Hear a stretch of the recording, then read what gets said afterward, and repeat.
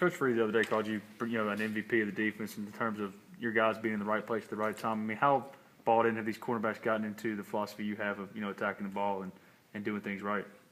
Well, I don't know about being the MVP of the defense. We have I'm fortunate, to had the opportunity to work for a great head coach like Coach Freeze, and it's an outstanding defensive staff. Coach Womack, Coach Allen, Coach Kiffin, and the defensive backs. I'm pleased with them. They come to practice every day, ready to work. They come spend the extra time watching tape and things like that, and it's starting to carry over on game day. How did Kendarius Webster look, the amount of reps that he got against A&M? He did good. Ken he's a freshman. He's mature for his age.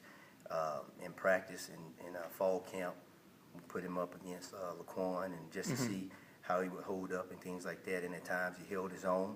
I think he's on. If he continues to work the way I think he will, he's going to end up being a really good player for us. Does that experience maybe push him to be the starter moving forward, or does Mike move back to corner and it all goes back to the way it was? Yeah, Mike's going to move back to corner.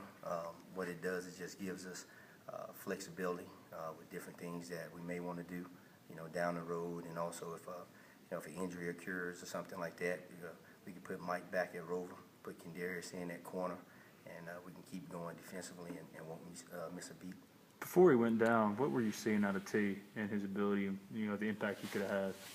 T has, he's physical for a corner. He also has really good ball skills. Before he got hurt going into fall camp, I think he had like 4 or 5 interceptions and things like that. And he's long and rangy, so he can go up and, play the ball when it's in the air, going against those big wideouts and things like that. So he would have been a huge asset to us if he was, if he could play. Is the feeling he'll be back completely 100%, or is there a fall off in the recovery from that injury when you come back?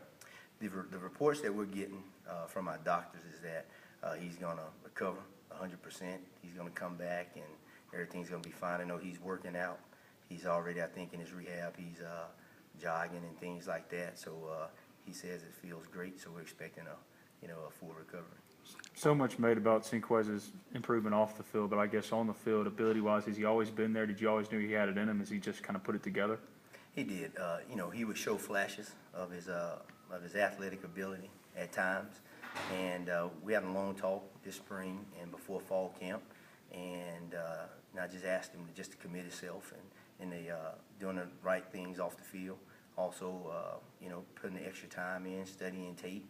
And he's done those things, and he's starting to, he's having the success that he's having now. So I think all that stuff, he's doing all the little things right, and it's starting to come together for him. What about Kalo Moore? How's his progress been?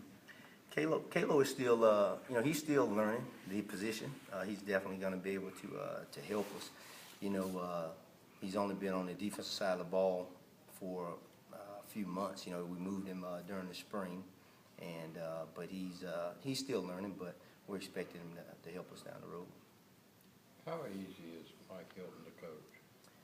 Mike is a sharp football player. He understands it. We're fortunate he's played every position in the secondary.